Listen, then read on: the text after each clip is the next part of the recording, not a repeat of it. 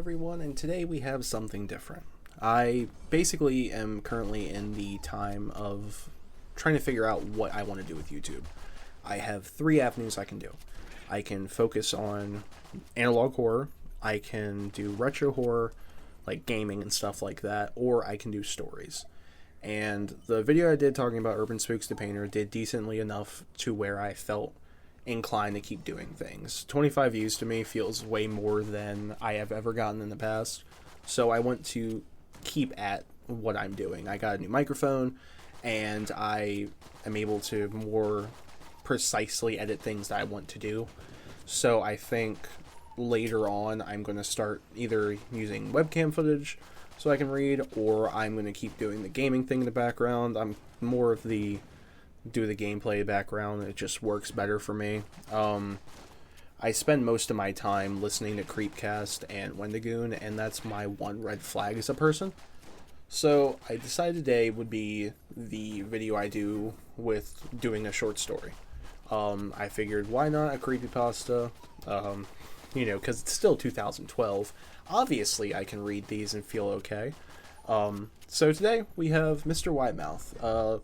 I love Mr. Widemouth. It's one of my favorite creepypastas that was ever, made. If I remember, this was like 2010, like peak almost creepypasta, or at least beginning of creepypasta. And just to throw it out there and lose all my credibility as a hip emo creepypasta enjoyer, Jeff the Killer fucking sucks. I'm just gonna throw that out there.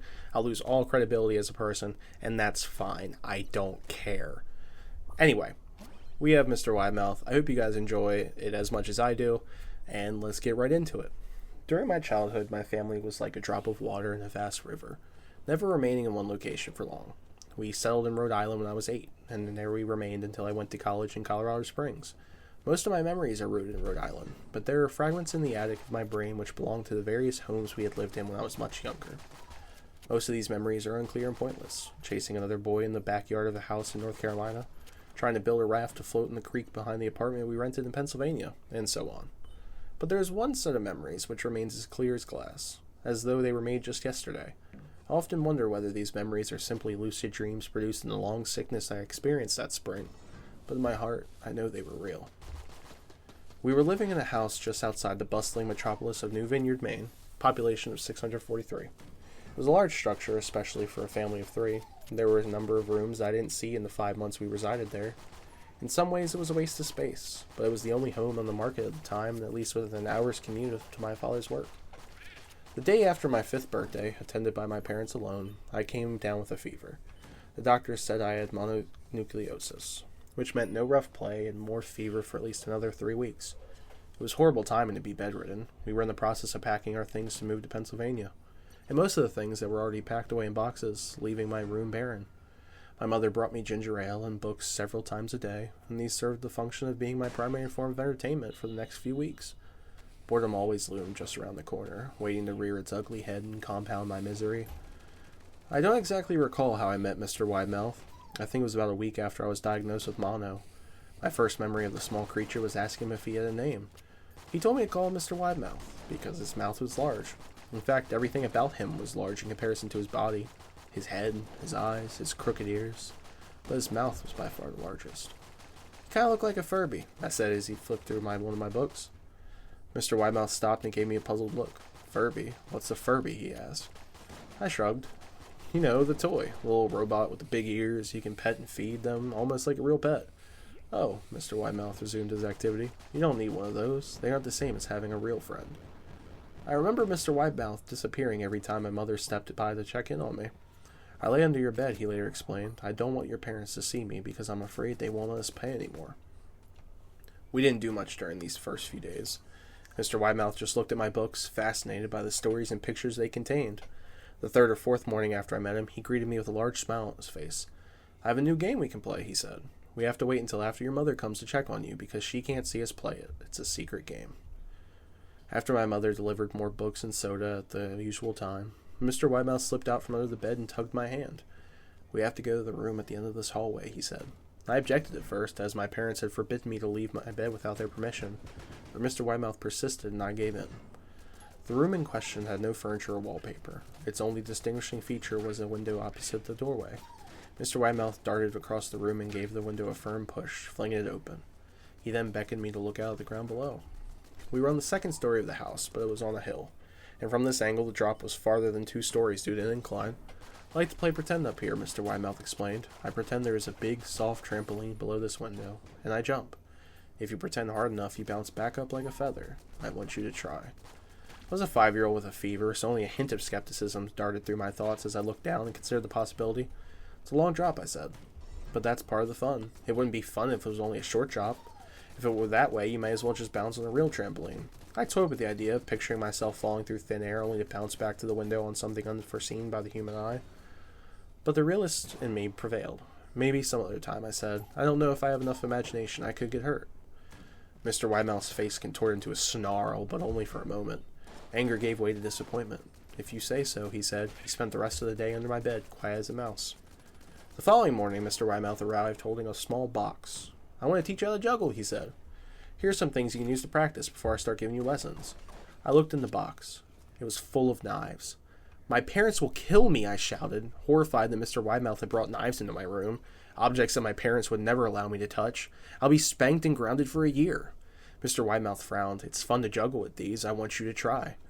I pushed the box away. "I can't. I'll get in trouble. Knives aren't safe for just throw in the air." Mr. Widemouth's frown deepened into a scowl. He took the box of knives and slid it under the bed, remaining there the rest of the day. I began to wonder how often he was under me. I started having trouble sleeping after that. Mr. Widemouth often woke me up at night, saying he put a real trampoline under the window, a big one that I couldn't see in the dark. I always declined to try to go back to sleep, but Mr. Widemouth persisted. Sometimes he stayed by my side until early in the morning, encouraging me to jump. He wasn't so fun to play with anymore. Mother came to me one morning and told me I had her permission to walk around outside. She thought the fresh air would be good for me, especially after being confined in my room for so long. Ecstatic, I put on my sneakers and trotted out to the back porch, yearning for the feeling of sun on my face. Mr. Widemouth was waiting for me. "I have something I want you to see," he said. I must have given him a weird look because he said, "It's safe, I promise." I followed him in the beginning of a deer trail which ran through the woods behind the house. "This is an important path," he explained. "I've had a lot of friends about your age. When they were ready, I took them down this path to a special place. You aren't ready yet, but one day I hope to take you there." I returned to the house, wondering what kind of place lay beyond that trail. 2 weeks after I met Mr. Widemouth, the last load of our things had been packed into a moving truck. I would be in the cab of that truck, sitting next to my father for the long drive to Pennsylvania. I considered telling Mr. Widemouth that I would be leaving, but even at 5 years old, I was beginning to suspect that perhaps the creature's intentions were not to my benefit. Despite what he said otherwise, for this reason, I decided to keep my departure a secret. My father and I were in the truck at 4 a.m. He was hoping to make it to Pennsylvania by lunchtime tomorrow with the help of an endless supply of coffee and a 6-pack of energy drinks. He seemed more like a man who was about to run a marathon rather than just one who was about to spend 2 days sitting still. "Early enough for you?" he asked. I nodded and placed my head against the window, hoping for some sleep before the sun came up. I felt my father's hand on my shoulder. "This is the last move, son. I promise. I know it's hard for you, as sick as you've been. Once Daddy gets promoted, we can settle down and you can make friends." I opened my eyes as we backed out of the driveway. I saw Mr. Widemouth's silhouette in my bedroom window. He stood motionless until the truck was about to turn on the main road. He gave a pitiful little wave goodbye, steak knife in hand. I didn't wave back. Years later, I returned to New Vineyard. The place of land our house stood upon was empty except for the foundation, as the house burned down a few years after my family left. Out of curiosity, I followed the deer trail that Mr. Widemouth had shown me. Part of me expected him to jump out from out a tree and scare the living bejesus out of me, but I felt that Mr. Widemouth was gone, somehow tied to the house that no longer existed. The trail ended at the New Vineyard Memorial Cemetery. I noticed that many of the tombstones belonged to children. I love that story. It's weird, and if I ever saw something called Mr. Widemouth and he introduced himself to me as that, I would just cry. I would literally sit in a puddle of my own piss.